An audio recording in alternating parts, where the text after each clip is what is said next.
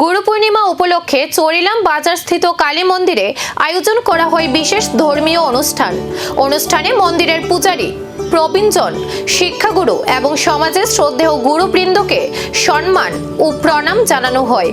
গুরু শিষ্য পরম্পরার ঐতিহ্য ও গুরুত্বও তুলে ধরা হয়। অনুষ্ঠানে উপস্থিত ছিলেন নবাদুল বণিক, তাপস দাস সহ অন্যান্য বিশিষ্ট ব্যক্তিরা। ধর্মীয় আচার অনুষ্ঠানের মধ্য দিয়ে দিনটি পালন করা হয়।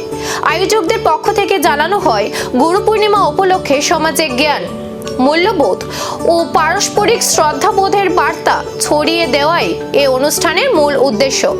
মা, বাবা এবং শিক্ষাগুরু থেকে শুরু করে আমার সমস্ত জায়গায় যাদের থেকে আমি বিভিন্ন বিষয় শিক্ষিত হয়েছি, তাদের প্রত্যেককে আমি প্রণাম জানাই।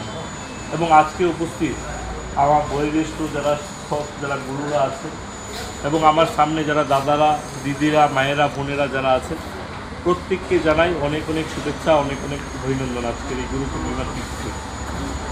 আমি আজকে থেকে 2017 সালে আমার মনে আছে আজকের দিনই গুরু পূর্ণিমার কোনো একটা প্রোগ্রামে আমি গিয়েছিলাম।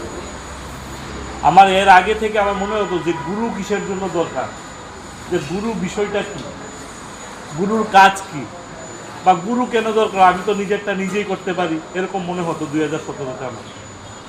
তখন একজন আমাকে একটা বিষয়বস্তু নিয়ে যখন আলোচনা করছিল, তখন উনি বলল, গুরুজনদের প্রতি শ্রদ্ধা ও মূল্যবোধের এই বার্তা সমাজে কতটা প্রভাব ফেলবে এখন সেদিকেই নজর।